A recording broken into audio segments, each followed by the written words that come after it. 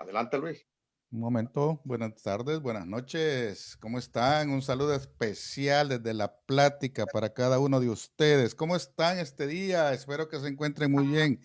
Tenemos un programa especial con la hora de Raúl Palacios este día con un invitado de lujo. Vamos a tener un invitado de lujo este día, vamos a hablar de muchos temas, vamos a hablar de diferentes situaciones. Y dejo con ustedes al anfitrión de esta hora, Raúl Palacios. Buenas tardes. Buenas tardes, Luis. Como siempre, mi agradecimiento profundo. Decirte que no me canso de repetirlo, es un privilegio para mí que tú me des un espacio en tu programa La Plática, que ya se va consolidando y va teniendo mayor audiencia en los últimos 2 años. Y esta tarde quiero saludar a nuestros amigos que nos han esperado con paciencia y a aquellos que por alguna razón creyeron que no iba a darse el programa. Ojalá y retornen, y si no, lo podamos compartir con ustedes cuando lo transmitamos a través del video. Es un verdadero placer y un gran privilegio presentar esta tarde a una persona que, cuando se hable de la historia de nuestro país, él tiene un rol en esa historia de nuestro país. Voy a platicar porque yo no entrevisto, normalmente hago una charla con mi invitado, y voy a charlar en esta tarde con un ser humano, con un amigo, con un hombre y con un pastor. Todos en conjunto, en una sola persona, hacen esa congruencia. Y su nombre es William Osmar Chamagua. Decir algo coherente con la personalidad de William Osmar Chamagua no es algo fácil, por cuanto existe mucha complejidad y gran diversidad de su conducta, que parecen a veces separarse de sí mismo para luego tener un punto de convergencia en que lo maximiza como un hombre de bien a quienes sus detractores se les hace difícil ejercer una crítica sobre su persona, sin caer, desde luego, en la despotricación.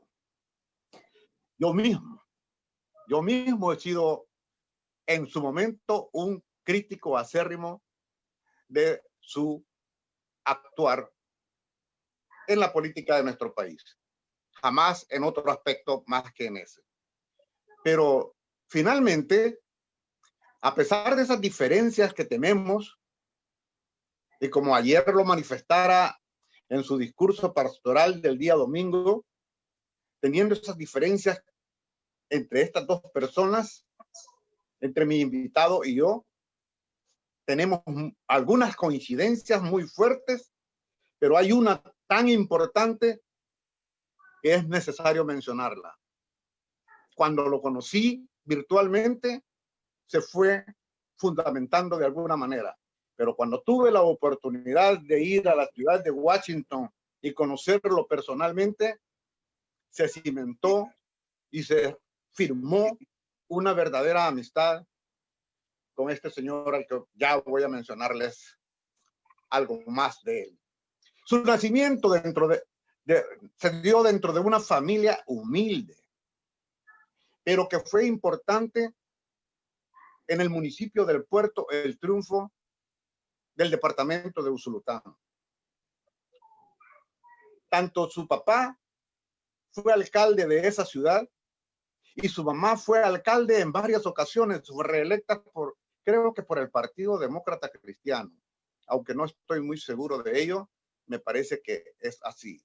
Su vida de adolescente, como ocurre con todo joven, estudió en el Instituto Nacional de Usulután y se graduó como bachiller agrícola, en donde yo también fui graduado como bachiller en ciencias, letras y matemáticas. unos años antes de él.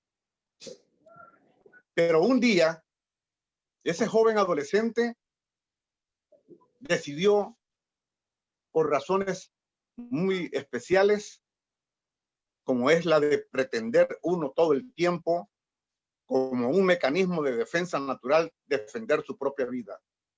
Decidió emigrar hacia el norte, donde tenía unas, creo que eran unas tías de él, y que lo recibieron en la ciudad de Los Ángeles.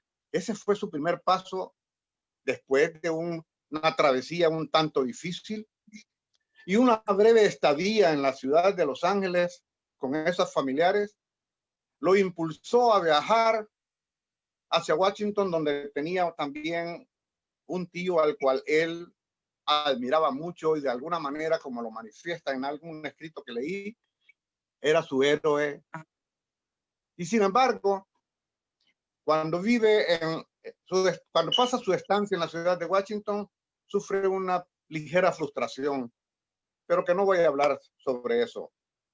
No sé ni me di cuenta cómo logró enlistarse en el ejército de los Estados Unidos siendo muy joven, y fue enviado, una vez enlistado en el ejército de los Estados Unidos, a la República Federal de Alemania.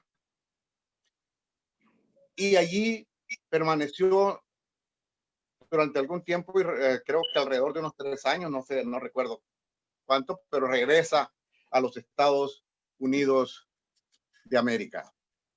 Y inicia otra etapa de su vida. Enlistado en el ejército, después de haber viajado, como dije anteriormente, por Alemania Occidental, al retornar a los Estados Unidos, motivado por el amor a su patria, regresa al país, y vean lo importante que ocurre en este regreso. Después de tantos años, casi 20 años, siendo sus padres amigos de Jorge Chafik Handal, él se reencuentra de nuevo con él. Lógicamente, habían pasado tantos años y aquel jovencito que conoció a Jorge Chafik Handal ahora era una persona adulta. Dicen, en algo que leí, que fue tan determinante ese encuentro con Chafik Handal que lo marcó de una forma bien definida y hace como una conversión, como un giro hacia su pensamiento ideológico, que a partir de entonces él se estima y creo se sigue estimando como una persona con pensamiento ideológico hacia la izquierda. No sé, ahora él lo va a decir más adelante. En esa conducta, él se volvió en algún momento un fuerte soporte para que finalmente el FMLN lograra derrotar al partido Arena y tomara el poder ejecutivo. Vean qué importante es esto, porque él manejaba Radio Cadena Mi Gente, la cual fundó, creo, ya por el 2004, no recuerdo exactamente, pero fundó Radio Cadena Mi Gente, y Radio Cadena Mi Gente fue un baluarte en todo el oriente de la República y en toda la República, pero más en el oriente, San Miguel, Usulután, Morazán, La Unión. Y recuerdan ustedes que el FMLN gana la presidencia de la República con Mauricio Funes como candidato, y gana precisamente porque hay un chorro, un flujo de votos a favor en el área oriental y que le dan la victoria. Hasta ese momento vemos a un William Osmar Chamagua, mi invitado de hoy, como un aliado en cierta manera, en cierta forma, con el FMLN. Posteriormente, él tiene sus razones poderosas y se sintió defraudado de alguna manera con la administración de Mauricio Funes y decide quitarle ese apoyo. Ya están actuando como presidente de la República y se vuelve un serio crítico de él. Amigos y amigos, no voy a seguir tanto porque algunos ya lo conocen mejor que yo y mejor de lo que yo he tratado de describirlo. Él es William Osmar Chamagua, mi invitado especial de hoy. Y si algo no dije y que debo decirlo, William, bienvenido. Que nuestros oyentes y las que están en línea y nos están viendo, están esperando por usted. Bienvenido. Muchas gracias. Muchas gracias, don Raúl. Muchas gracias al hermano Bernal también, con quienes tenemos ya bastante tiempecito de conocernos y de mantenernos en comunicación. Aprecio mucho esta invitación, don Raúl. Saludos a toda su amable audiencia alrededor del mundo. Y pues es un placer. Y como yo le decía, en una conversación privada que tuvimos hace unos días atrás, por razones pues muy personales, se lo había comentado también a nuestro hermano Bernal hace unas semanas atrás, por razones muy personales, escogí desde la clausura, desde que se llegó el momento de cerrar la Radio Cadena Mi Gente por cuestiones netamente financieras, decidí autoexiliarme en temas de comentarios políticos relacionados con nuestro país, pero al final, como lo decía el día de ayer también en el mensaje que transmitíamos desde nuestra iglesia, nuestro mensaje dominical, al final, cuando pues una persona como usted me hace la invitación, y vuelvo y lo reitero, es una persona a la que aprecio mucho y lo aprecio mucho, le voy a decir, don Raúl, porque con usted podemos hablar en buen salvadoreño a calzón quitado y podemos poner nuestras diferencias en la mesa, podemos debatirlas cada uno con sus propios argumentos y no solamente no se destruye la amistad, sino que se fortalece todavía más, porque nos aprendemos a respetarnos todavía más. Y eso es algo que hace falta pues en nuestra sociedad. Entonces, por supuesto, cuando recibo su invitación, lo menos que puedo hacer es decirle que sí, ¿no? Así es que muchísimas gracias a los dos y un placer estar con ustedes. Luis, ¿tienes algo que agregar? Cuando nosotros hablamos de estimado William, el tiempo pareciera de que no avanza, en el sentido de que tenemos tanto que hablar y quisiéramos en una hora poder decir tanto, pero la verdad de que son los hechos, es la misma historia la que se encarga de demostrar que quieras o no, a nosotros en El Salvador, mi mente todavía tiene bien clarito a medianoche del año 2009, 15 de marzo. 15 de marzo de 2009, todavía en mi cabeza aparece ese sonido, esa euforia de que se ganó. Y se pretendía que 2009 era el punto de partida para cambiar la historia del país, pero no cambiar la historia de las personas, sino del país en sí.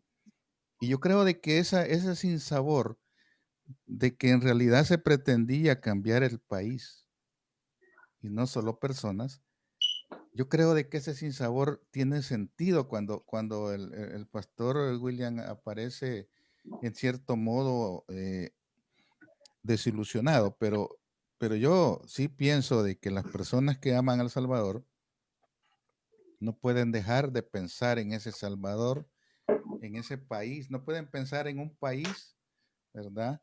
Más allá de lo que sueñan ver el país. Un país próspero, un país justo, esa justicia social que no llega todavía al país después de tantos años y por los cuales hubo más de 75,000 muertos. Y yo creo de que aunque se esconda, aunque huya, aunque se meta debajo de donde sea, William Chamagua va a seguir luchando por la gente que necesita.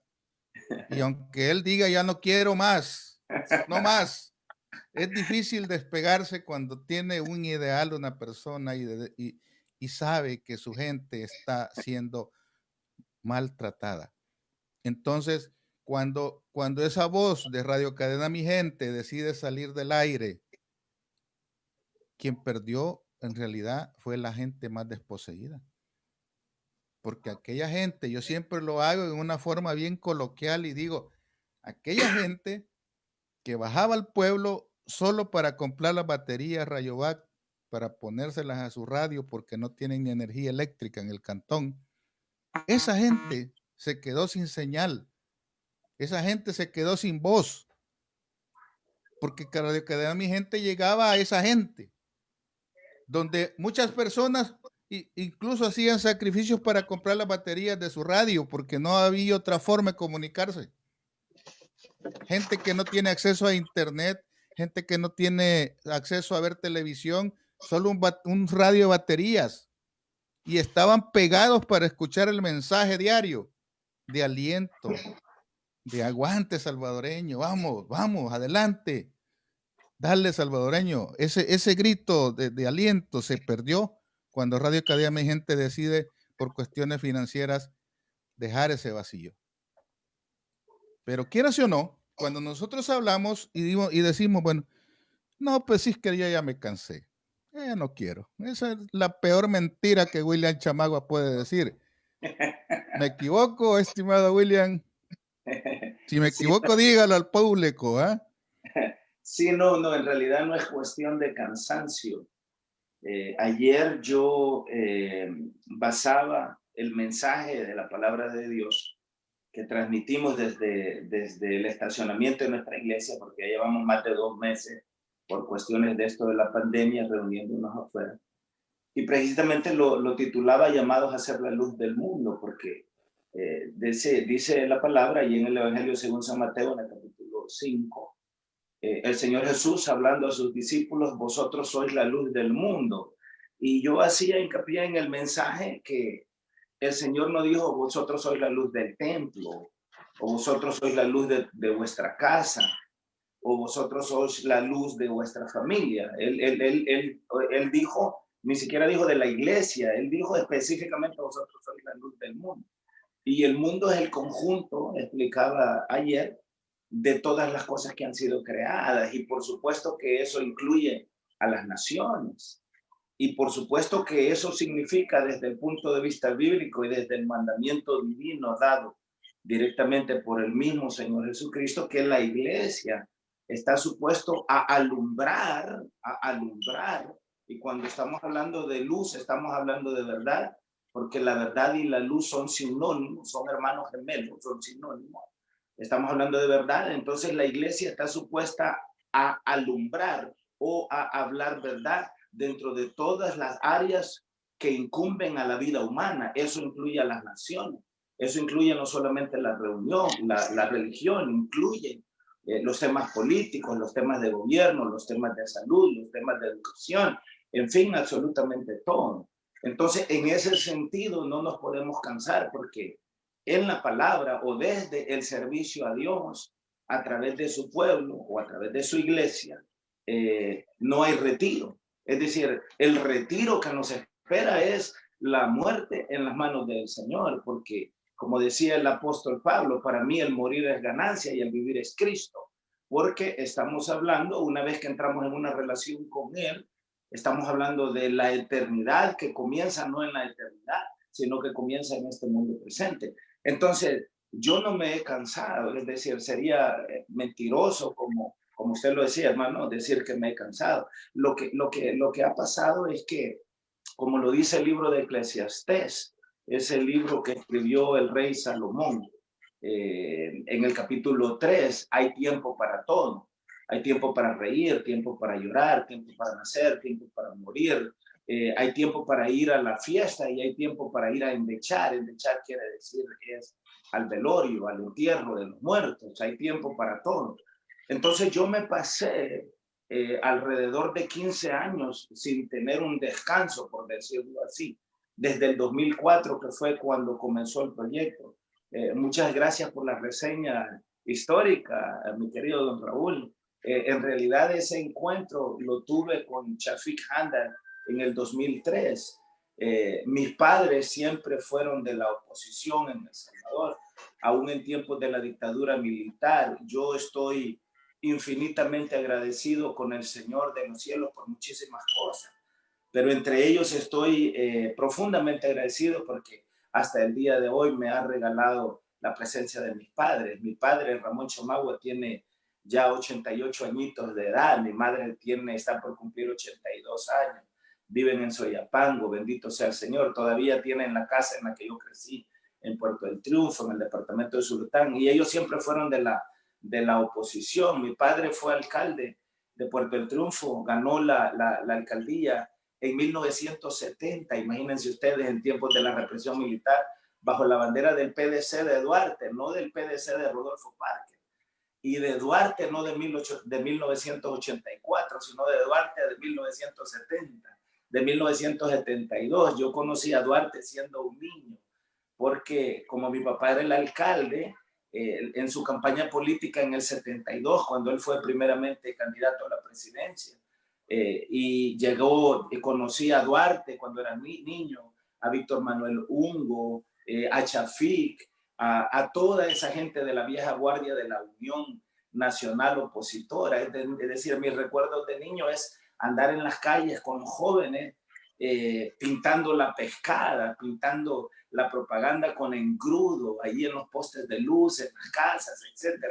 Entonces, en ese ambiente yo crecí. Para 1980, en 1979, en el mes de octubre del 79, la Junta Revolucionaria, ustedes recordarán, dio un golpe de Estado. Morales Herlich, por cierto, fue miembro de esa junta también. Y en el 79, cuando se dio ese golpe de Estado, como mis padres estaban en los temas políticos, yo recuerdo que la Junta Revolucionaria decidió poner nuevos alcaldes en los 262 municipios del país. Y llegaron y le preguntaron, mandaron enviados especiales a todos los pueblos a preguntarle a los ciudadanos que escogieran a quién querían de alcalde, porque querían evitar la guerra, esa guerra que se terminó destapando a partir ya del 80 en adelante, ¿no? Más que todo con la muerte de Monseñor Óscar Arnulfo Romero, aquel nefasto 24 de marzo de 1980. Y cuando llegaron al pueblo, a Puerto del Triunfo, y le preguntaron a la gente pidió de alcalde a mi padre, a Ramón Chamagua, pero mi papá fue alcalde 2 años y resulta que en la reelección, que fue en 1972, cuando Duarte fue candidato a la presidencia, a mi papá el PCN le robó la alcaldía a balazos, es decir, nos balacearon la casa. Yo tengo recuerdos vívidos de cómo mi papá y mi mamá nos agarraron a mi hermana y a mí, porque solo somos los dos de ese matrimonio. Mi padre tiene tengo 3 medios hermanos más adultos, más grandes que yo, que mi papá había procreado antes de casarse con mi madre. Pero recuerdo ese día en particular, el día de la elección, en la casita de madera, de piso de tierra, llegaron y la rociaron a balazos. Y recuerdo a mi padre y mi madre agarrándonos, cada uno de ellos agarró a uno de nosotros y se tiraron debajo de la cama con nosotros. Entonces, en esa represión, en todo eso yo crecí. Y en el 80, como le habían robado la alcaldía a mi papá y casi lo matan a él y nos matan a todos, cuando llegaron la Junta Revolucionaria, la gente a preguntar que si él aceptaba la alcaldía de nuevo por dirección de la Junta Revolucionaria, porque iban a poner nuevos alcaldes en todo el país, mi papá declinó la oferta y dijo que no quería más meterse en eso, porque obviamente su vida había estado en peligro y la de nosotros también. Pero le volvieron a preguntar a la gente a quién más querían de alcalde. Y entonces la gente dijo, ok, si don Moncho no quiere ser el alcalde, que sea la niña Adelita, es decir, mi madre, María de la Moratalla de Chamagua. Entonces, finalmente mi mamá terminó aceptando. Yo recuerdo era un adolescente, yo de 17 años en esos momentos, y recuerdo haber estado escuchando nada más aquellas reuniones, no podía opinar nada.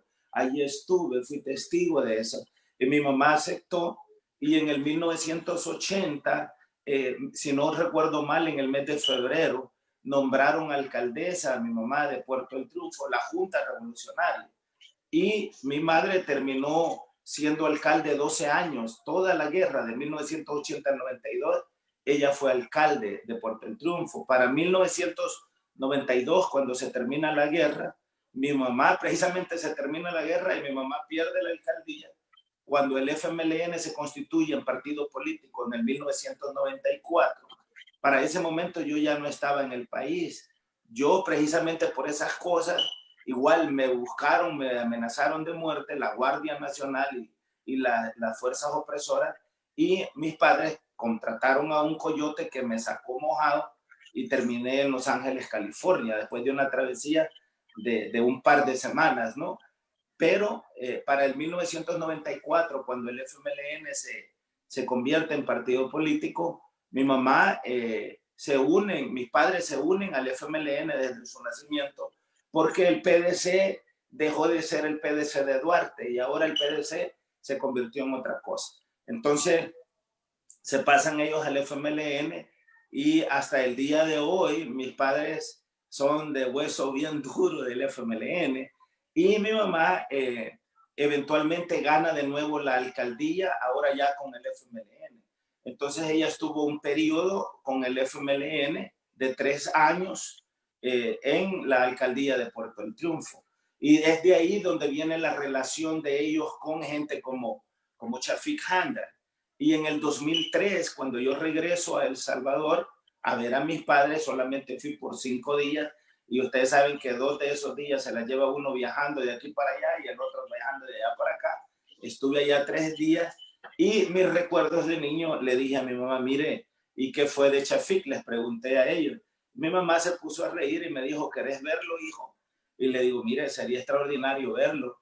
Y fue como ellas llamaron a Chafik. Estaba él de jefe de fracción en la Asamblea Legislativa, esto es el 2003, y lo llamaron, le pidieron un espacio, le dijeron que un hijo de ellos quería verlo, quería conocerlo, porque yo lo había conocido a él de niño, pero ya ahora pues ya era un adulto, 23 años después de haberme venido de El Salvador a los Estados Unidos. Y así fue como en el 2003 con mis padres fui a la Asamblea Legislativa, estuvimos unas 2 horas y media platicando con Chafik. Y al platicar ahí con él, todavía lo recuerdo, inclusive tengo un par de fotografías de esa ocasión. Recuerdo que Chafik me dijo algo que se me impactó, se me grabó. Yo en ese momento realmente no lo entendí, porque pues mi vida había dejado de ser aquello que había sido mi niñez, y toda esa experiencia política que había tenido con mis padres de una forma indirecta, porque los de la experiencia eran mis padres, no yo, pero siendo el hijo de ellos, había sido yo expuesto durante toda mi vida, básicamente, a eso. Y en el 2003, recuerdo aquella conversación con Chafik allí en su oficina. Yo estaba quizás a unos 2 metros de distancia frente a él, sentado en una silla con mis padres en otra. Y Chafik se me quedó viendo y me dijo, compañero, véngase a trabajar con nosotros. Esa palabra compañero yo no la entendí. Se me hizo algo tan raro, se me hizo algo tan extraño. Y sin embargo, mi espíritu sintió que aquel hombre me lo dijo de corazón. Y esa palabra compañero se mantuvo replicando en mi cerebro. Y digo porque para ese momento yo ya era no solamente una persona adulta, pero era una persona conservadora. En el 91 comencé yo a trabajar, en el 1991 comencé yo a trabajar en la iglesia, en el trabajo pastoral, ministerial.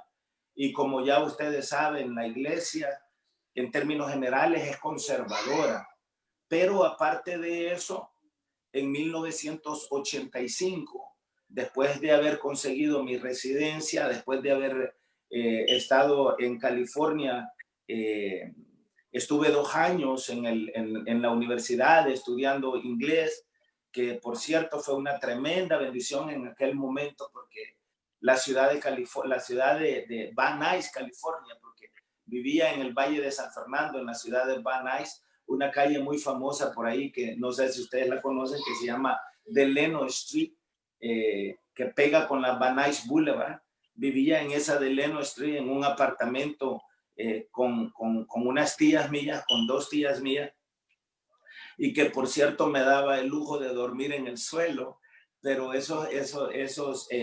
conseguí una beca con la ciudad de Van Nuys que me pagaban $9 la hora por estudiar. Entonces estudié 2 años, lo que aquí le llaman el Associate Degree, y estudié inglés.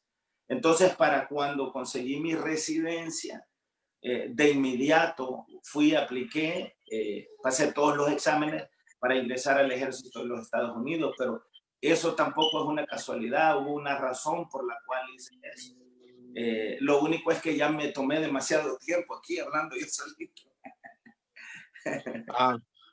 No, es bien importante porque estamos viendo, lo que dije antes, estamos viendo a la persona que tiene una fe firme en Dios y a la persona que en algún momento,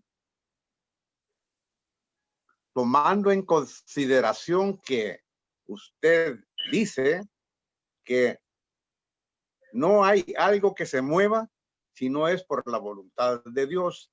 Al menos, palabra más, palabra menos, que he escuchado de usted.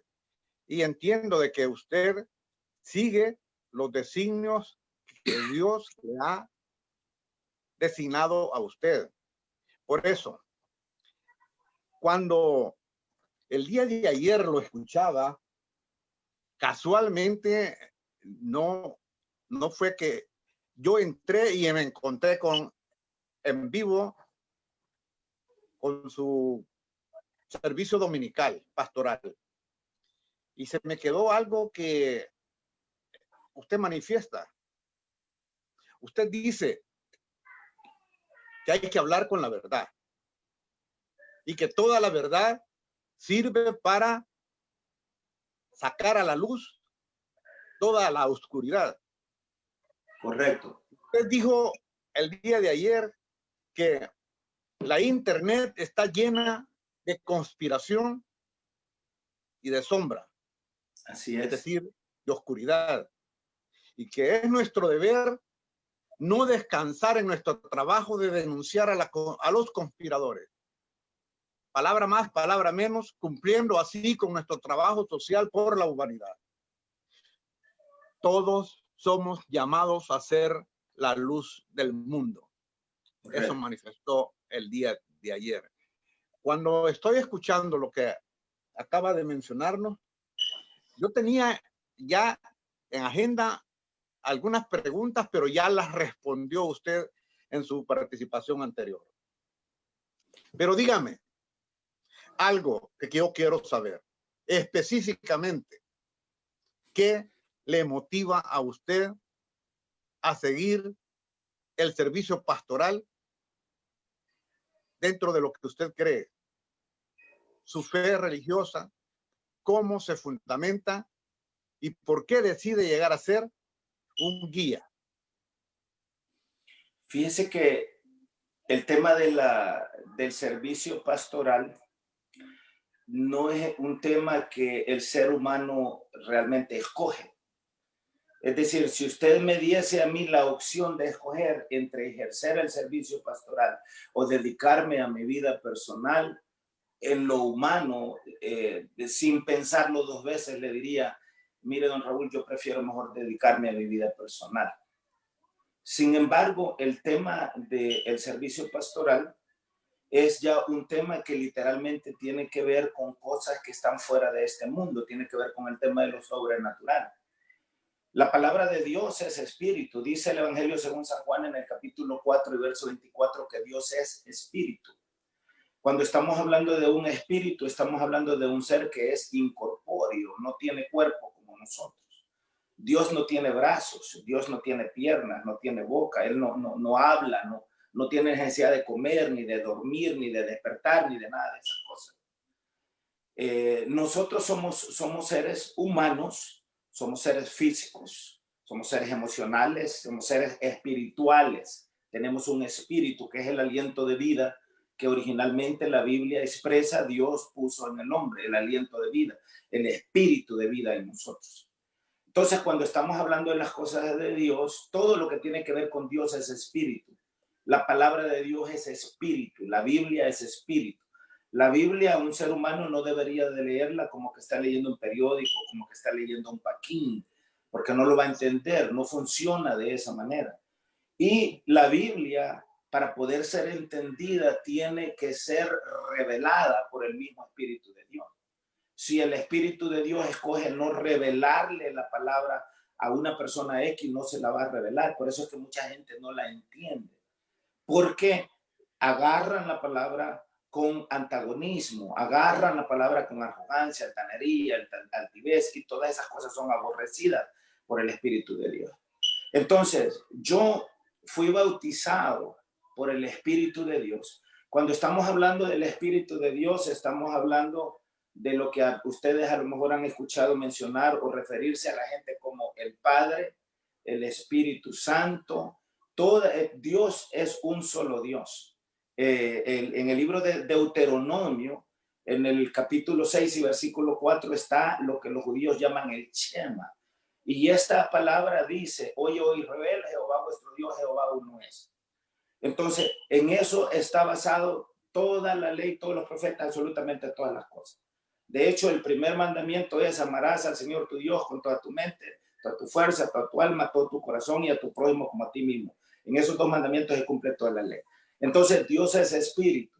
Cuando la Virgen María, aquella jovencita, está allí en su casa y se le aparece el ángel del Señor, quien cubre con su sombra a María para que ella concibiese del Espíritu Santo, fue el Espíritu de Dios. El Espíritu de Dios es el mismo Padre, porque el Padre es santo, el Padre es Espíritu y por ende es Espíritu Santo. Hablar de Espíritu Santo es hablar del mismo Padre. Entonces, cuando Dios, que es Padre de toda la creación y que es Espíritu Santo en consolación, nos escoge, hay 5 ministerios que Él ha dado a la iglesia: el ministerio del apostolado, el ministerio profético, el ministerio evangelístico, el ministerio del maestro y el ministerio pastoral.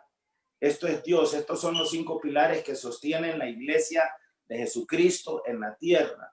Entonces, cuando Él escoge a una persona, Él deposita esa carga en esa persona. Y no hay nada que esa persona pueda. Usted puede correr, puede huir, puede hacer lo que quiera, pero jamás va a poder escaparse de la presencia del Señor. El rey David entendió eso y él dijo, Señor, ¿a dónde me puedo ir de tu presencia que tú no me encuentres? Si al infinito de los cielos me voy, ahí estás tú. Al mismo infierno me puedo ir, ahí estás tú. Es decir, el infierno no lo creó Satanás, el infierno mismo ha sido creado por Dios como una cárcel, como un castigo para aquellos que al final escogen no buscarlo, no obedecer de sus mandamientos. Entonces, en ese sentido, un ser humano como yo ha sido llamado por el Señor. Llevo ya 29 años en esto, ya buscando los 30 años de estar en el ministerio, y le quiero decir que ha sido lo mejor que me ha pasado en la vida. Y por supuesto, como dice, en 10 segundos una respuesta a esta pregunta voy a volver. ¿Cuál es el punto de partida en que nace su deseo de convertirse en pastor de su iglesia? No, es que es lo que le estoy explicando. No es un deseo, no es algo que yo escogí. Entiendo eso. Quiero terminar. Sí, disculpe, quiero terminar con esta. Para mí esta es la primera parte de mi charla con usted. Me llamó la atención por ahí, me dio un poco de risa cuando usted manifestó: Dios no tiene manos, Dios no tiene boca, Dios no habla, porque por ahí hay un tipo allá en mi país que está diciendo que él habla con Dios. Y bueno, más adelantito probablemente vamos a hacer mención de eso. ¿Qué tienes que agregar, Luis, antes de pasar a la siguiente parte? Lo interesante de este espacio es de que podemos viajar en el tiempo. Ya nos fuimos hasta allá por 1970. Y cuando yo en esa época me recuerdo que no tenía muy clara mi participación en la vida, yo, yo sí admiro el hecho de que tenga usted esa memoria tan presente con días y fechas. yo no tengo esa capacidad para recordar días y fechas. Y no es porque el chip mío no me dé para tanto, sino porque no todos tenemos esa capacidad de retención. Óigase bien, a mí hasta se me olviden a veces el cumpleaños de mis hijos. Soy honesto. Entonces, ¿qué pasa? Que no todos tenemos esa capacidad retentiva, pero yo, aparte de la importancia que tiene su labor pastoral, yo sí quiero sacarle algunas palabritas sobre, tomando como base esa historia y comparativamente hablando con la realidad nacional de este momento. ¿Cómo ve la situación coyuntural de El Salvador, tomando como referencia esa gran historia? Usted que se las conoce todas, podrá explicar mejor qué es lo que sucede en nuestro país hoy en día. ¿Cuál es su análisis así como un poquito breve sobre ese punto? Mire, cuando utiliza la palabra breve conmigo es un poquito complicado. Aquí no tenemos restricciones de horario, a menos que usted tenga que hacer algo, aquí no tenemos restricciones.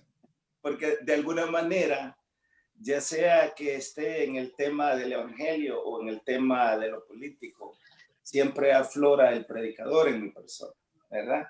Entonces les ruego me disculpen y en cualquier momento me pueden detener, ¿verdad? Lo mismo para la audiencia, porque por supuesto la intención no es robarnos tampoco todo el espacio, pero si podría responderle en una sola palabra la pregunta que usted acaba de hacer. Definitivamente la situación actual de El Salvador está complicada, bastante complicada. Pero aquí hay algo que es importante acotar, y es el hecho que para resolver un problema, primero hay que entender, hay que conocer cuál es el problema.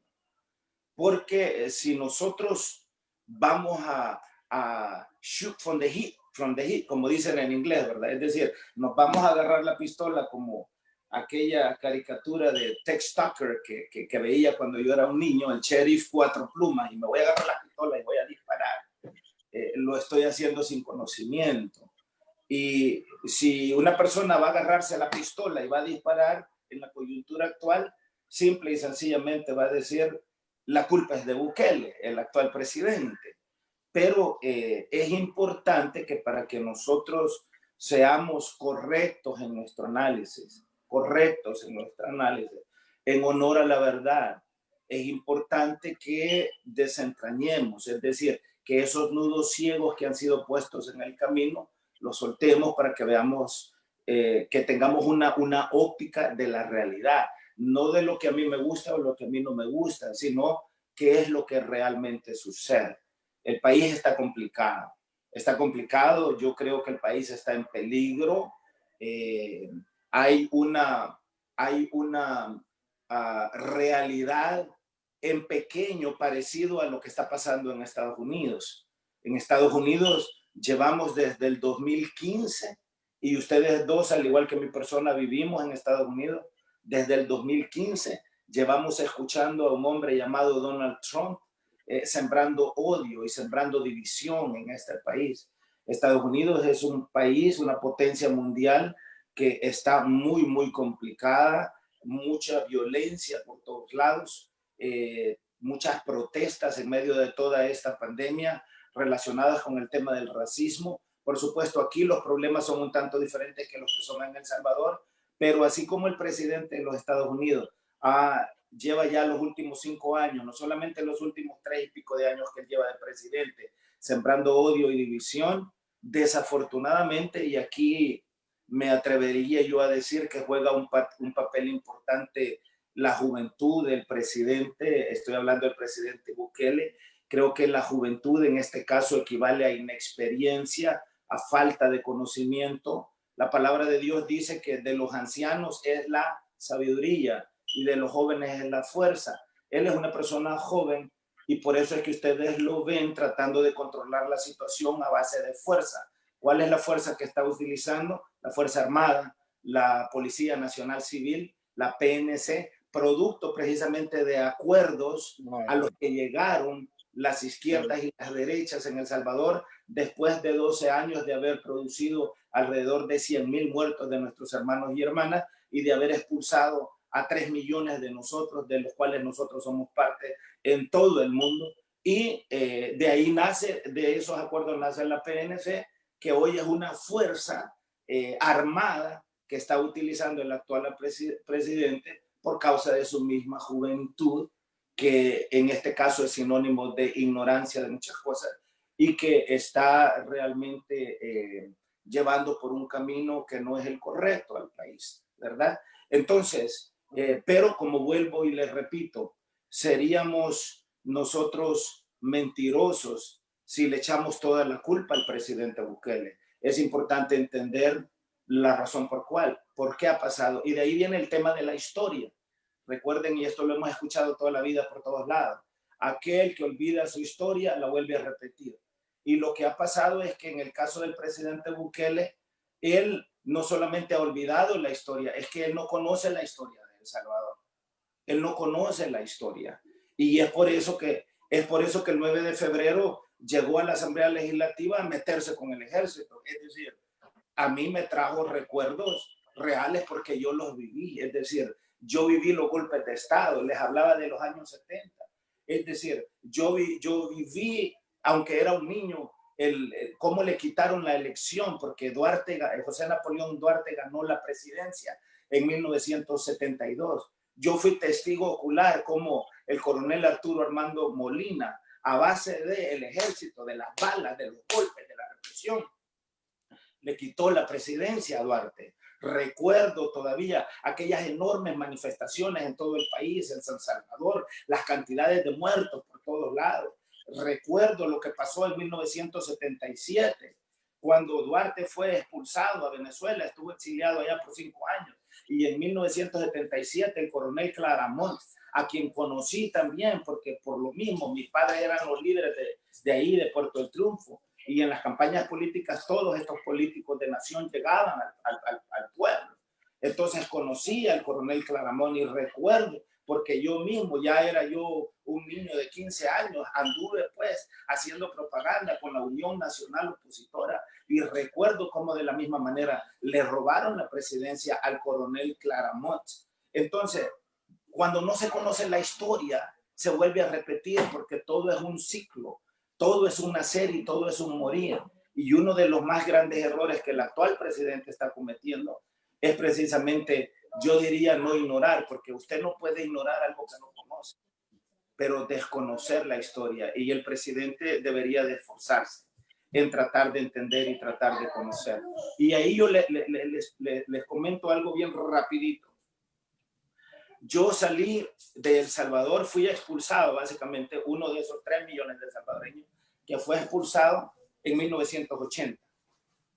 Cuando yo regresé al país pasaron 23 años, que fue en el 2003 cuando tuve esa reunión con mis padres, con Jorge Chafik Handel, de la cual les mencionaba. Pero para el 2003 yo tenía un hueco de 23 años, yo desconocía lo que había pasado. Es decir, yo no tenía conocimiento en el 2003 de que el FMLN había sido conformado por 5 organizaciones. Yo no tenía conocimiento que Roberto Dawison había sido candidato a la presidencia en 1984. Yo no tenía conocimiento de todas esas cosas que habían pasado. Cuando el telón se cierra para mí en El Salvador, el PDC y el PCN se peleaban el poder. En el 2003 que regreso, es ahora Arena y el FMLN y el PDC y el PCN son simplemente desperdicios pálidos y huecos de lo que otrora fueron en El Salvador. Pero ¿qué es lo que sucedió? Esos 23 años de vacío de conocimiento que yo tenía, los tuve que volver a estudiar, los tuve que volver a conocer, los tuve que volver a aprender. Yo, que para ese tiempo ya no vivía en El Salvador, y yo creo que eso es uno de los más grandes errores del presidente Bukele. A mí me parece que el presidente Bukele, aunque entre comillas ha vivido toda su vida en El Salvador, que lo dudo, yo creo que él fue formado afuera de El Salvador, la formación que él tiene no fue en el país, por supuesto, no tiene el sufrimiento que han tenido los pobres, no vivió la represión, desconoce de eso. Creo que su padre, una persona muy, muy respetada y con mucho conocimiento en el país, a lo mejor no tuvo o la capacidad o el tiempo o qué sé yo de poder enseñarle todas estas cosas a sus hijos, porque asumo que los demás están en la misma condición, pero creo que en eso el actual presidente está bastante corto y es por eso que está cometiendo el tipo de errores que está cometiendo el día de hoy. Le voy a poner un escenario, estimado pastor. Le voy a poner un escenario. Después de la Segunda Guerra Mundial, Japón quedó destruido, quedó en la ruina, ¿verdad? Correcto. ¿Qué hizo Japón? ¿Reconstruyó o no reconstruyó esas ruinas? Es decir, lo llegó No a solo convertir, Japón, también Europa. lo llegó a convertir en un verdadero baluarte del desarrollo a Japón. Pero ¿qué es lo que hace Japón como política? Ellos tienen un cuerpo de gente con experiencia atrás de cualquiera, siempre. O sea, ellos nunca desechan a la gente mayor, siempre la toman en cuenta. Y si nosotros no nos vamos a remontar a la era de las escrituras, ahí incluso está definido que se toman 7 ancianos porque esos son los de la sabiduría. Ahora, nosotros siempre creemos, y yo siempre lo repito hasta la saciedad y no me voy a cansar de repetirlo, el problema de la juventud de esta época es que cree que descubrió el agua limonada y cree que lo sabe todo y que los demás no saben nada. Entonces, respóndame usted, por qué los pastores, por qué los curas no pueden ver indiferente la política? ¿Por qué no deben verla indiferente? ¿Por qué tienen ese compromiso social y no apartarse y dejar que todo suceda por la voluntad de Dios y que sea lo que Dios quiera? Mucho se cuestiona de que los políticos no deben meterse en la parte religiosa ni los religiosos en la parte política. Pero ¿cómo le respondería usted a las personas que dicen los religiosos no deben meterse en política? Es que vea, es que al igual que en la política hay diferentes ideologías, haciéndolo en blanco y negro, en la derecha y la izquierda, y por supuesto sabemos que hay muchos tintes de derecha y muchos tintes de izquierda. Lo mismo pasa en la religión. Es decir, la religión y la política son dos caras de una misma moneda. Y parte de lo que ha sucedido en el tema de la iglesia es que se nos ha vendido un evangelio barato, un evangelio cómodo, un evangelio de esclavitud. Regreso al tema que compartía el día de ayer. De nuevo, ¿qué es lo que Jesús le dijo a sus discípulos?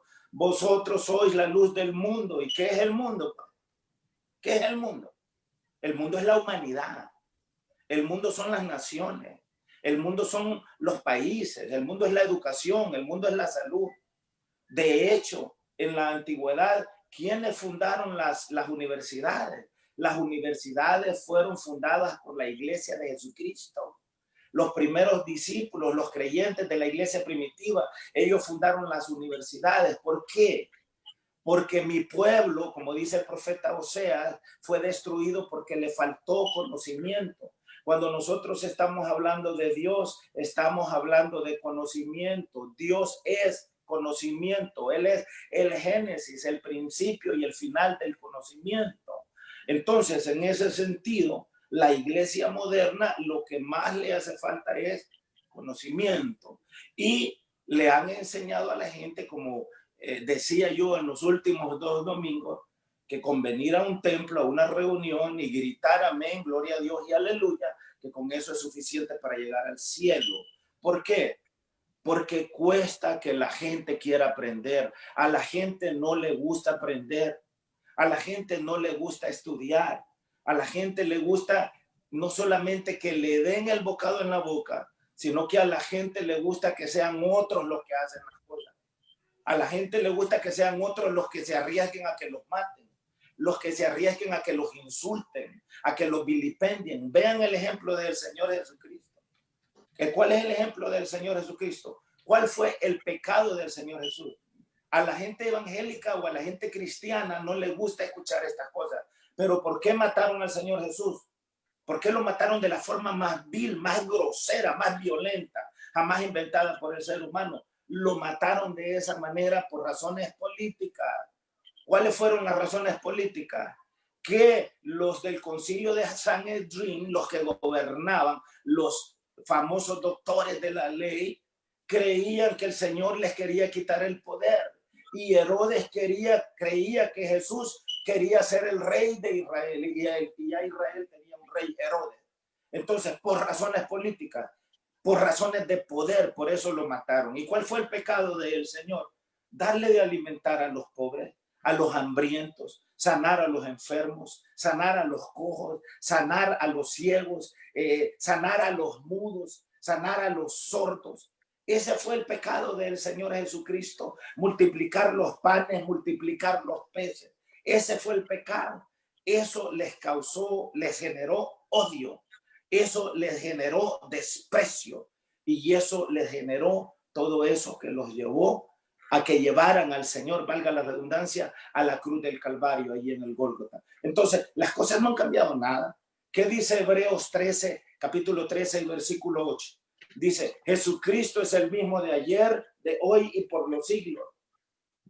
Ayer, de hoy y por los siglos. ¿Qué le dijo el Señor Jesús a los discípulos? En Mateo 28, verso 18, después de su resurrección, a los discípulos les dijo, todo poder, escuchen ustedes, poder, la palabra poder tiene que ver con temas políticos también, tiene que ver con temas políticos, poder. Ahora, los hombres utilizan la mentira para llegar al poder, Dios utiliza la verdad para llegar al poder. La mentira es sinónimo de engaño, de manipulación. La verdad es sinónimo de luz, de verdad, de libertad.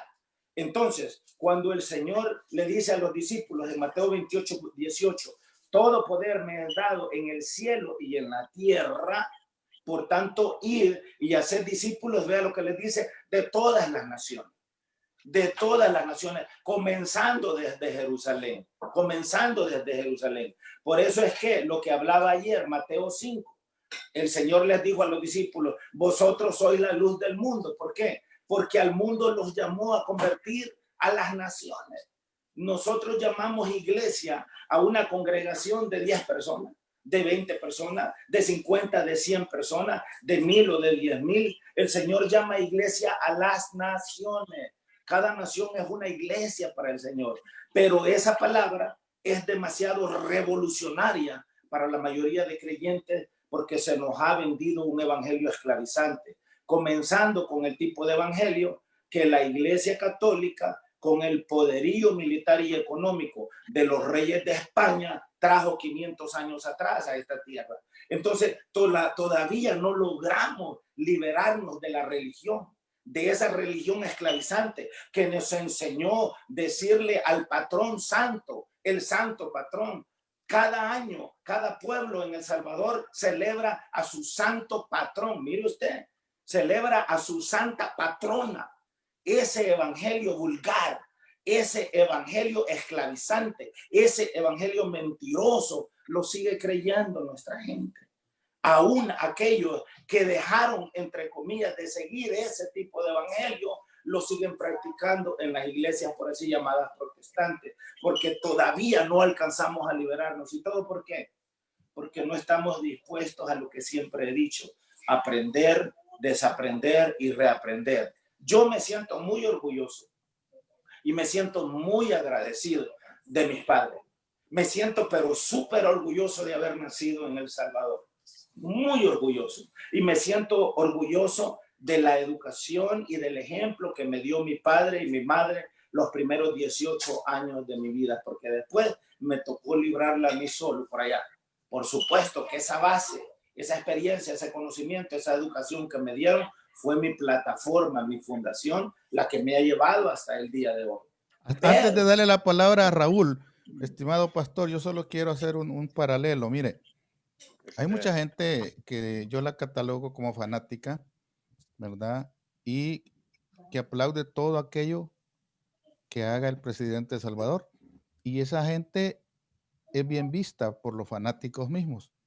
Por ejemplo, el pastor Toby le aplaude cualquier tontería que haga el presidente se le aplaude. En cambio, el pastor Vega se la critica y le dice que es un farsante. ¿Quién cree usted que va a ser más atacado en la sociedad salvadoreña? El pastor Vega va. Por supuesto. Porque el líder religioso que aplaude al gobernante de turno, no, ese está bien con la palabra de Dios. Ese sí es un líder religioso, aunque se está metiendo en cuestiones políticas, pero como le está aplaudiendo al gobierno actual, no, pues no hay en dónde ponerlo, ¿verdad? Entonces, ¿por qué se compromete tanto? Entonces, la iglesia tradicionalmente, históricamente, usted sabe, de que cuando le ha servido al sistema de turno, no, pues hasta recibe prebendas de todo tipo, ¿verdad? Pero cuando la critica, no, pues entonces todo cae mal. ¿A qué se debe ese divorcio del verdadero papel pastoral que debe tener alguien? Es que el papel pastoral está amarrado al tema de la verdad. El Señor Jesús dijo, yo soy el camino y la verdad y la vida. Y el tema de la verdad está totalmente desenlazado de mis deseos personales. Por ejemplo, en la campaña del 2009, cuando Mauricio Funes y Salvador Sánchez Serén eran candidatos a la presidencia y vicepresidencia de El Salvador, al cual don Raúl aludía en la presentación de este programa, en ese preciso momento, yo recuerdo que en la cabina de Radio Cadena Mi Gente, varias personas me hicieron la pregunta y me dijeron, Pastor Chamagua, y si Mauricio Funes gana la presidencia, ¿va a usted a denunciarlo con la misma fuerza, con la misma vehemencia que ha denunciado a Elías Antonio Saca? Mi respuesta, yo no tuve que pensarlo dos veces, mi respuesta fue sí. Y les dije, si Mauricio Funes gana la presidencia, con nuestro apoyo o sin nuestro apoyo, y aún más con nuestro apoyo, y cae en los mismos desmanes que los presidentes antes de él, lo vamos a denunciar con la misma o con mayor fuerza y con mayor obligación. Ahora, ustedes saben que la historia demuestra que eso lo cumplimos, pero lo cumplimos en base a la verdad. Si yo hubiese pensado en mis intereses personales, no hubiese podido hacerlo. Les voy a comentar una anécdota. No tenía Mauricio ni 2 meses de estar en el poder, cuando una persona de nombre Gerardo Cáceres, ¿le suena ese nombre? Hermano del que fue ministro de Hacienda en El Salvador, en el periodo de Mauricio Funes y en parte del periodo de Salvador Sánchez Serén. Gerardo Cáceres me llamó y me citó a un restaurante ahí cerca de la Embajada de Estados Unidos, en esa calle, que no me acuerdo cómo se llama esa calle. Y vino junto conmigo en esa ocasión el doctor Orestes Estrada. Él vino, me acompañó y acudimos a esa reunión con Gerardo Cáceres. ¿Y sabe qué me dijo Gerardo Cáceres? Me dijo, pastor, lo primero que hizo fue agradecerme todo el apoyo, porque ellos estuvieron conscientes que sin todo el trabajo que nosotros hicimos con nuestra población, agarrados de la mano de Radio Cadena Mi Gente, el triunfo de Mauricio Funes y del FMLN hubiese sido virtualmente imposible. Virtualmente imposible. Ahora, no estoy diciendo que solo el trabajo nuestro y de Radio Cadena Mi Gente sirvió, porque en realidad hubieron 5 fuerzas que hicieron eso posible. El FMLN y todo ese voto duro que tenía el FMLN, Mauricio Funes, los amigos de Mauricio Funes, Radio Cadena Mi Gente y el trabajo del pastor Chamagua. Si uno de esos 5 hubiese faltado, no gana ni Funes ni el FMLN. No hubiese llegado a la presidencia. Ahora, ¿qué es lo que pasó? Gerardo Cáceres inicialmente me agradeció todo el trabajo y todo ese esfuerzo. Y me dijo, nosotros queremos ayudarle. Nosotros queremos ayudarle. Me estaba allí hablando ya del tema financiero de Radio Cadena Mi Gente. Nosotros queremos ayudarle, pero hay un pero. Y el pero es, pastor, sea inteligente. Deje de criticar al presidente. Deje de hablar así del presidente. Deje de decir esas cosas del presidente. Cierre el micrófono, no deje que la gente hable así. Y mire, pastor, estas fueron las palabras textuales de él. Deme 60 días y yo le voy a tener al presidente en la cabina de Radio Cadena, mi gente, para que él hable con la gente, pastor, y usted no se meta. Y mire, todos vamos a estar bien. Esa fue la propuesta de Gerardo Cáceres. Ahora, si yo hubiese pensado en base a mis intereses personales, no hubiese tenido que pensarla y hubiese tomado esa propuesta. Pero yo sabía lo que me estaba diciendo. Y creo que cualquiera en esa posición hubiese entendido lo que estaba diciendo. Pero no podía aceptar esa propuesta en base a la verdad. La verdad estaba totalmente desconectada de mí. ¿Y cuál era la verdad? La verdad era que Mauricio Funes era un sinvergüenza. La verdad era que Mauricio Funes, desde que llegó a la presidencia, y le estoy hablando con conocimiento de causa, porque estuve metido en el corazón de esa cueva de cocodrilos y de culebras, con conocimiento de causa, Mauricio Funes le salió sobrando el FMLN una vez que llegó a la presidencia. Inclusive, tal vez ustedes se acuerdan que gente como Salvador Sánchez Serén, como José Luis Merino, como Medardo González, se quedaron pasmados sin saber qué pensar cuando Mauricio Funes solo ganó la presidencia y se fue para Brasil. ¿Se acuerdan cuando desde Brasil regañó a Gerson Martínez? Regañó a Roberto Lorenzana y hasta regañó a Salvador Sánchez Serén. ¿Se acuerdan? ¿Se acuerdan? ¿Por qué? Porque tenía un montón de problemas Mauricio. Y por esas razones, si Chafik Handal hubiese estado vivo, Mauricio Funes nunca hubiese sido presidente. Pero ya ustedes saben lo que pasó y eso es otra historia. Entonces, yo no podía, porque yo no había regresado a El Salvador a buscar mis propios intereses. Es decir, yo no regresé a El Salvador por dinero. Si dinero quería, yo ya estaba hasta semi-retirado en los Estados Unidos. Ya tenía dinero, yo ya tenía comodidades, ya no necesitaba eso, no quería eso. Yo no fui a El Salvador a buscar dinero, no fui a El Salvador a buscar fama, no fui a El Salvador a buscar poder. Yo nunca he necesitado el poder para estar en paz, no lo necesito para ser feliz. De hecho, mi pensamiento, liderazgo, no es que la gente me siga, es que la gente se encuentre a ella misma. Yo estoy interesado en que la gente sea libre, pero no van a ser libres porque me escuchen a mí, van a ser libres porque se encuentren a ellos mismos. Ese es otro tipo de pensamiento, que es el pensamiento de Jesucristo. ¿Qué dijo el Señor? Ir y hacer discípulos. Él no dijo ovejas. Las ovejas van por todos lados.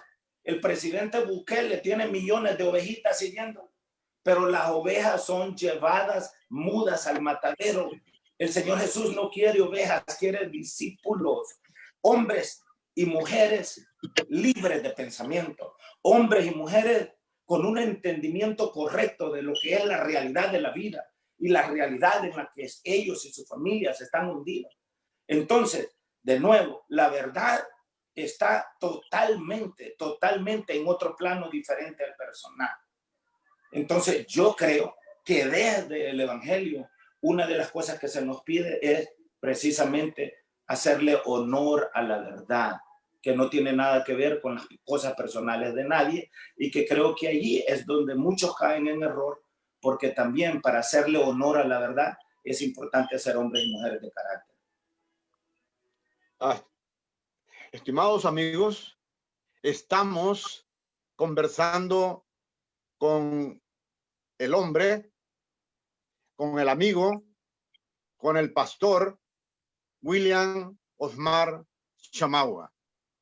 Esperamos que estén en línea y mientras yo le formulo las siguientes preguntas, tal vez Luis Alonso puede captar o agarrar algunas de las preguntas de los que están en línea para pasar a esta otra parte, porque ya absorbimos bastante tiempo.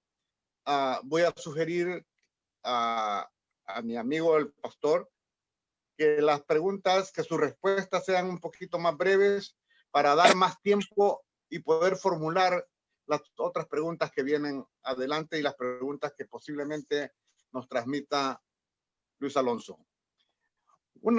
Hemos oído a través de las respuestas que nos ha dado, justamente he logrado entender que se conjuga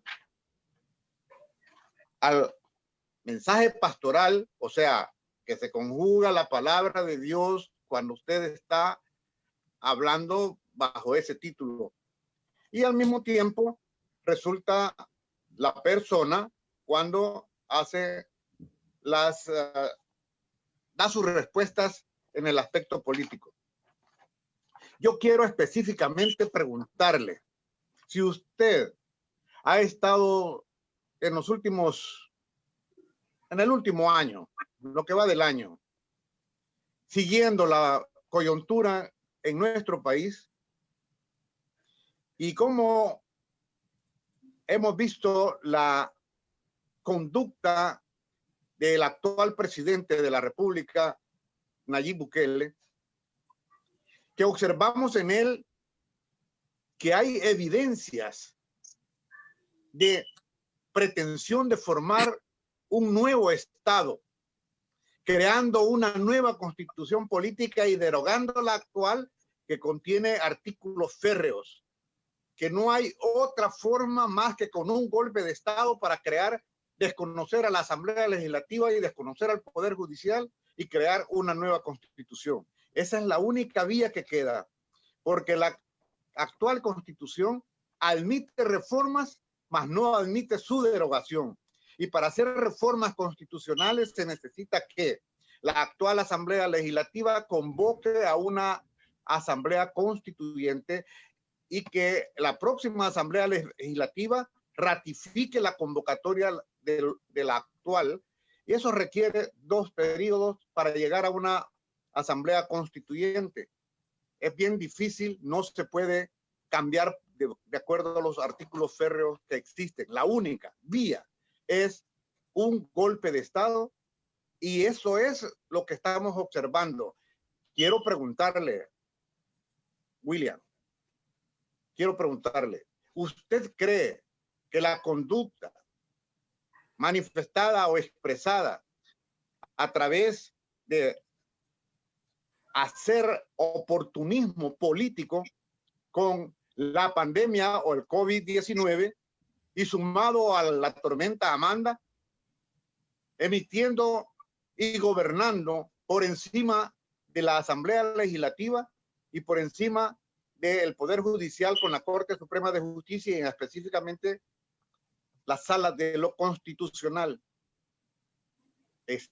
¿Qué ve usted a futuro de acuerdo a esta conducta? Vaya, mire, de nuevo las disculpas. Lo que pasa es que es muy difícil responder de una manera breve a esas preguntas. Porque como yo les repetía, para poder entender un problema, para poder resolver un problema, primero hay que encontrarlo, hay que entenderlo y hay que conocer todo ese montón de cosas para poder tomar la decisión correcta. ¿Qué es lo que está pasando? Mire, una cosa es lo que se piensa, otra cosa es lo que se quiere y otra cosa es lo que es posible. A mí no me cabe la menor duda que el presidente Bukele ha pensado en quedarse de una forma pétrea. Los artículos pétreos de la Constitución política salvadoreña no permiten, no son inquebrantables. Es decir, tendría que haber un golpe de Estado para poder hacerlo y cambiarlo a la manera que le dé la gana a aquel que lo esté dirigiendo. El problema es que para que haya un golpe de Estado en El Salvador tiene que ser apoyado por la Embajada de los Estados Unidos y además de eso tiene que ser apoyado de una manera internacional.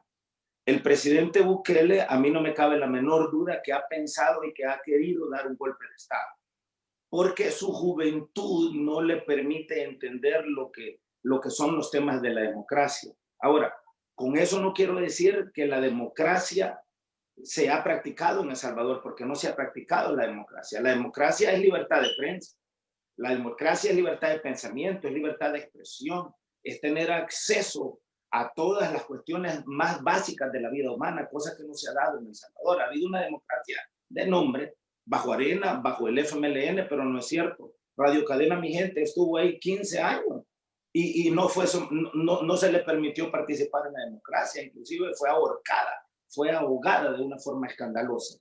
Entonces ahora, el presidente Bukele ha pensado, el presidente Bukele ha querido dar un golpe de Estado y hacer lo que le da la gana en el país y crear un nuevo Estado como el que usted ha expresado. Sí, sí, pero ¿por qué no lo hace o por qué no lo ha hecho? Porque no tiene apoyo primero de la Embajada de los Estados Unidos o del gobierno de los Estados Unidos, que es el que ha dado la luz verde para todos los golpes de Estado que hubieron en El Salvador, incluyendo el golpe de Estado que hubo en Honduras el 28 de junio del año 2009, día en el cual yo estaba transmitiendo desde la ciudad de Chirilagua, allá en el oriente de nuestro país, la iglesia de los 9 millones, cuando le dieron golpe de Estado a Mel Zelaya, apoyado por el gobierno de los Estados Unidos, bajo Barack Obama y Hillary Clinton, la secretaria de Estado. Entonces, no tiene el apoyo del gobierno de los Estados Unidos, ni tampoco tiene el apoyo de la comunidad internacional. De hecho, la ONU ha denunciado al presidente Bukele. Muchos países europeos lo han denunciado precisamente por lo que pasó el 9 de febrero. Por eso no lo ha hecho. Disculpe, William. ¿No se atrevería Nayib Bukele a dar un golpe de Estado, muy a pesar de ir en contra de la Embajada de los Estados Unidos, que le ordena a su embajador que no apruebe un golpe de Estado, cuando están manifestando que son el 97% de la gente que apoya a Nayib Bukele? Entonces, él ha dicho que van todos para afuera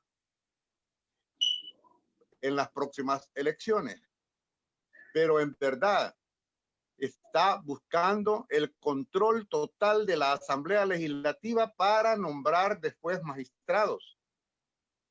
Entonces me pregunto, si él está de alguna forma soportado por la población, si él dice y pide un llamado a la insurrección, puede o no hacer un golpe de Estado de facto, no técnico, no suave, sino de facto. Yo pienso que el presidente Bukele sabe, quiere, desea dar un golpe de Estado, pero en el fondo él sabe que aunque dé un golpe de Estado, va a fracasar, porque cualquier golpe de Estado en cualquier país del mundo va a fracasar si no tiene, y vuelvo y repito, el apoyo del gobierno de los Estados Unidos y de la comunidad internacional. Y el presidente Bukele sabe que en caso de hacer eso no tendría el apoyo de los Estados Unidos ni de la comunidad internacional. Entonces eso lo detiene y lo va a detener. Le digo algo, disculpe que lo interrumpa de nuevo. Juan Guaidó en Venezuela tiene todo el apoyo de los Estados Unidos y no ha podido dar un golpe de Estado. Pero es un escenario muy diferente. Es un escenario muy diferente al de El Salvador. Discúlpeme, sí, no, pero yo estoy haciendo una comparación, estoy haciendo por lo que usted dice, que no puede, si no goza del apoyo de la embajada o de los Estados Unidos, no se puede dar un golpe de Estado. Entonces, y tampoco se puede, entonces, si tomamos en consideración lo que sucede en Venezuela, tampoco se puede dar un golpe de Estado contra un poder popular. Es decir, si goza del apoyo popular, es muy difícil dar un golpe de Estado. Y si goza del apoyo popular, le es un poco fácil dar un golpe de Estado. Eso es lo que quiero relacionar. No, sí puede. Yo he entendido. Sí puede, pero no es sensato. No es sensato darlo, porque al final, vea lo que pasó, un ejemplo, solamente para poder entender un poquito mejor lo que usted acaba de decir. En pequeño, vea lo que pasó con Radio Cadena Mi Gente. ¿Tenía Radio Cadena Mi Gente el apoyo popular? Sí, sí. Pero ¿qué es lo que no tenía? La plata. Entonces, el presidente Bukele puede tener, y de hecho tiene el apoyo popular, tiene el apoyo de muchísima gente. Pero para gobernar se necesita plata. Y si no tiene plata, ese gobierno caería por su propio peso. ¿verdad? Entonces, ¿puede dar un golpe de ¿Usted Estado? cree, Claro que puede dar. ¿Usted cree que después de que toma posesión a la presidencia, su primera visita que la hace a Estados Unidos y se reúne con los dueños del capital y se pone a la disposición de ellos, se arrodilla ante ellos, como viaja a Egipto, viaja a Arabia Saudita y va a pedir el apoyo económico también? Si tiene el poder de estos, que independientemente del poder que es en el gobierno en Estados Unidos, los que tienen el poder real del capital son otros que fue con los que él se reunió. Entonces, lo que yo veo factible es que él sí pueda agarrarse de esos poderes y realizar su golpe de estado de facto. Ya estamos entrando, William, en la parte final. No sé si tiene Luis algunas preguntas que se hayan enviado, quiero decir, por parte de las personas que están en línea y nos están viendo. Y si tiene algún par de preguntas, que las haga. Y luego vamos a pasar a cerrar el programa con algo que no le hemos cuestionado y que usted estima que es sumamente necesario expresarlo. En lugar, quiero personas que han tenido a bien estar en esta transmisión. Hay muchas personas que han estado acompañándonos y sería irrespetuoso decir todos los nombres, que son cientos de personas, pero a todos en general y a todas las mujeres que nos ven, es importante agradecerles. Y yo creo de que más que preguntas hay comentarios que dicen y reconocen el trabajo del pastor Chamagua. Y pues esperan de que exista quizás mayor participación en El Salvador, porque no existen unas preguntas concretas, solamente son halagos que le tiran, pastor, lo extrañan. Y ciertamente dice, importante punto de vista, pastor, ¿verdad?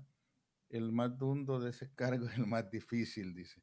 Ay, pero es que así existen gente que comenta, son memorias muy frescas, importantes. Y que, por otro lado, en mi país solamente las personas adineradas pueden ocupar los puestos de gobierno. Es excelente programa, no puede ser posible la religión sin política. Todo esto que ya lo comentamos, pero no le digo, no existen preguntas concretas, más que todo son saludos y lo saludan muchas personas, estimado pastor. Lo aprecian en El Salvador, saben que usted es parte de la historia de El Salvador y saben el trabajo que usted hizo, lo valoran mucho. Raúl. Bueno, estimados amigos que nos han estado viendo en línea, agradeciendo el tiempo que nos han dedicado, y al principio tuvimos problemas técnicos para entrar a la hora indicada, tardamos casi 20 minutos o casi media hora para poder entrar, y algunos probablemente pensaron que ya no íbamos a transmitir. Ojalá puedan verlo en la retransmisión en video. Sean todos bienvenidos siempre a escuchar a mi invitado de turno, en este caso el pastor William Osmar Chamagua, a quien estoy sumamente agradecido. Sé que está aquí después de pasar casi 2 años sin dar este tipo de entrevistas o charlas, como yo le llamo a este espacio. Y rompió para regresar, y para mí es un privilegio que haya regresado con Raúl Palacio, y estoy seguro que es en gran parte por ese lazo de amistad que hemos logrado crear, muy a pesar de que tenemos diferencias muy, muy definidas. Pastor, mi amigo, hombre, ¿qué quiere decir que no le hayamos preguntado? ¿Qué quiere decirnos que usted estima que debemos oírlo? Bueno, mire, quizás recordarle a nuestra población de lo importante que es aprender a tener pensamiento propio. Nuestro país está verdaderamente complicado en estos momentos. Y no solamente que está complicado en este momento, siempre ha estado complicado. La culpa no es solamente del presidente Bukele. La culpa es del FMLN, que gobernó 10 años y fracasaron. Fracasaron tanto que casi terminan destruidos hasta como partido político. Es decir, han habido una serie de errores que han cometido el liderazgo del FMLN que lo tienen en la condición que está conmigo. La culpa también es de la gente de Arena, la culpa es de la gente del PDC, la culpa es de la gente del PCN. A mí me parece irónico, hermanos, a mí me parece irónico que a la gente, a quien la población salvadoreña está escuchando el día de hoy, es a personas como el licenciado Walter Araujo, por ejemplo, o a personas como el señor Sanabria, que está cerca del presidente, o a personas como el mismo diputado Guillermo Gallegos. Es decir, yo no entiendo qué es lo que la población salvadoreña desconoce, qué es lo que la población salvadoreña no entiende. Es decir, pero también entiendo que gente como Óscar Ortiz no deberían de estar al frente del FMLN. También entiendo que hay un montón de gente corrupta y sinvergüenza que todavía está, no solamente en el FMLN, sino también en Arena. Y también entiendo que la gente no entiende que mucha de esta gente corrupta de Arena y el FMLN han migrado a Nueva Aldea. Entonces, esto es un arroz con mango inaudito, pero en parte, es también la culpa de nuestra población, porque a nuestra población le gustan las cosas fáciles. Alguien dijo por ahí que el trabajo más grande es el trabajo de pensar, y desafortunadamente pensar es lo que menos le gusta al ser humano. Y es por eso que al final solamente lo que le dan por cucharaditas. El dicho allá en El Salvador es atol con el dedo. Nos gusta que nos den atol con el dedo. No queremos pensar. No queremos pensar. Y es por eso que mientras nosotros no hagamos eso, mientras la población salvadoreña no esté dispuesta a desaprender. Mire, si yo algo le doy crédito al presidente Bukele, es que dio un solo plumazo. Dejó en la bancarrota básicamente Arena y el FMLN de un solo plumazo. Algo increíble y en primera vuelta. De eso le doy crédito totalmente. Entiendo cómo es que eso se dio. Entiendo cómo es que eso se dio y me parece irónico que la gente del FMLN me puso todo tipo de bloques a mi persona, al proyecto que representaba en Radio Cadena Mi Gente, porque tengo que decírselos claro y yo sé, con el respeto que les debo a ustedes dos, que yo sé que son afines al FMLN, pero el FMLN es el culpable de que Radio Cadena Mi Gente haya desaparecido. Directamente responsable, tanto Mauricio Funes como Salvador Sánchez son responsables directos de eso. Y vea qué consiguieron con eso. Le serrucharon el piso a Radio Cadena Mi Gente, a mi persona, y dejaron pasar a Nayib Bukele, y ahí tienen ahora el resultado. La población en estos momentos, y es por eso que yo no opino de estas cosas en estos momentos, porque la población no está lista para esto. Tengo gente, inclusive salvadoreños y salvadoreñas, en mi propia iglesia, que esto que les estoy diciendo no lo entienden. Estos temas yo no los toco con ellos porque es estar gastando balas, tiros en sopes, como dice el dicho popular. ¿Me explico? Entonces, pero también es importante que sepamos que lo que está pasando en la autoridad tiene su génesis en Arena y tiene su génesis en el FMLN. ¿Y cuál es la verdad? La verdad es que el pueblo salvadoreño no tiene opción política. No tiene opción política. Allá se cambian de camisa como se cambian de calzón, como dice la gente. Los políticos, esos mismos políticos que hoy andan el chaleco de Nuevas Ideas, son los mismos que anduvieron el chaleco del FMLN y los mismos que anduvieron el chaleco de Arena. Ve qué es lo que pasó en todos estos años, qué es lo que ha pasado. La misma gente de la dirección del FMLN, ¿a quiénes llevaba de alcalde? A la gente de Arena, a la gente que venía de la derecha, ahí los llevaba de alcalde y ahí los metía. Entonces vea usted el resultado. Y el resultado es que no hay verdad. En El Salvador no hay interés por la población. En El Salvador solamente hay intereses privados. solamente hay intereses personales. Vea usted, uno de los más grandes traidores del FMLN, ¿sabe cómo se llama? José Luis Merino, Ramiro Vázquez, el seudónimo de guerrillero. ¿Y por qué se lo digo? Porque lo conozco personalmente. Ese hombre me debe a mí una disculpa, que lo dije muchas veces a través de Radio Cadena, mi gente, porque yo creí en su palabra, creí en su palabra. ¿Y quién es José Luis Merino?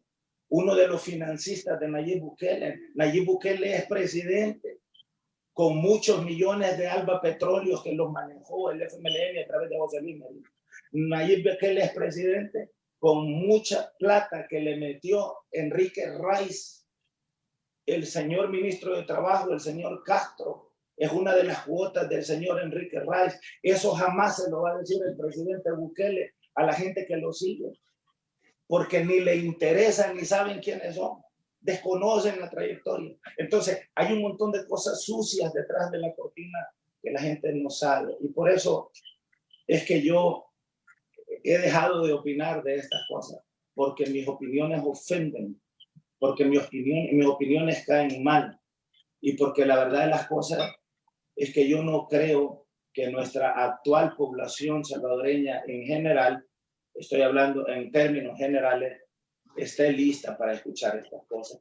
Entonces, para tener salud mental y salud personal, es mejor no opinar y es mejor no decir estas verdades que duele, que ofenden y que lo peor de las cosas es que no son entendidas. Pregúntele a la gente que sigue al presidente Bukele.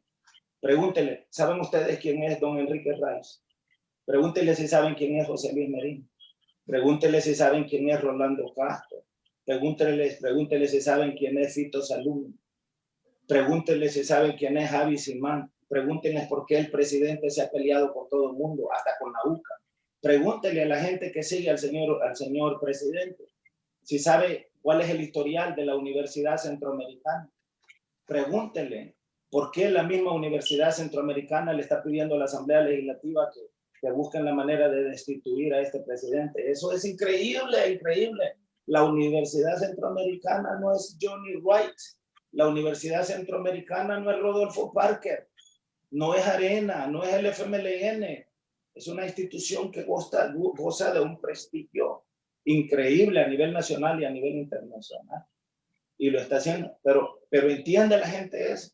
No, no lo entiende. La gente solamente quiere aplaudir porque no quiere pensar, no quiere tomarse el tiempo para estudiar, no quiere tomarse el tiempo para conocer, porque eso también es trabajo.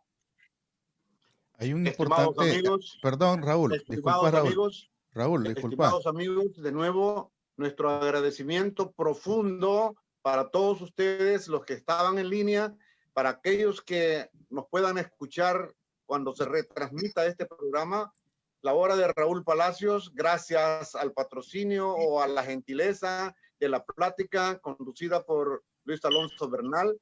Mi agradecimiento profundo para mi invitado de hoy. Me quedo, William, que la responsabilidad de lo que vivimos ahora es simplemente del pueblo salvadoreño. Con eso me quiero quedar, porque eso es algo que nos quiso decir en estas últimas palabras. Así Luis, es. Agradecido contigo, y cuando cierres el programa, tal vez podemos quedarnos unos minutitos fuera del aire. Mire, estimado pastor Raúl, incluso yo creo que este programa, si no tiene inconveniente, podemos amanecer aquí hablando. Oh, no, o sea, mire, podemos pasar horas. Yo no lo sentí. Mire, hay gente que quiere más programas igual a este. Hay gente que está pidiendo cuándo van a seguir con otro programa. ¿Por qué? Porque muchas veces... perdón, Raúl. Pero Luis, discúlpame, Luis. Pero Luis, la próxima vez que no sea en La Hora de Raúl Palacios, sino en la plática, porque así tengo la oportunidad de poder intercambiar opiniones con William. Sí, porque fíjate que es importante, y estimado pastor, quiero agradecerle el tiempo que se tomó. Yo sé que es valioso su tiempo, sin embargo, este programa es suyo, y cuando quiera hacer uno en especial, con mucho gusto, aquí estamos abiertos. La gente, mire, la gente quiere escuchar la verdad. A la gente le interesa conocer la verdad.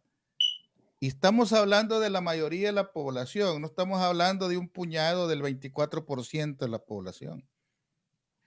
Porque la manipulación que existe, la manipulación que existe en El Salvador es preocupante. Yo quiero quedarme hasta aquí y no quiero seguir abusando de su tiempo, pero lo invito para un próximo programa porque es importante seguir tocando estos temas. A nadie se le dice que no tenga afición por alguien. Si a alguien le gusta el águila está bueno, pero a mí no me van a decir que apoya al águila porque no soy aguilucho. Pero a mí que no me vengan a decir que están descubriendo la orilla azul. Porque de historia aquí nos vamos a quedar cortos con 1 hora de transmisión. En historia vamos a hablar y no vamos a empezar a decir, mire qué bonito están haciendo las cosas, cuando nosotros sabemos que hay diferentes formas de hacerlas.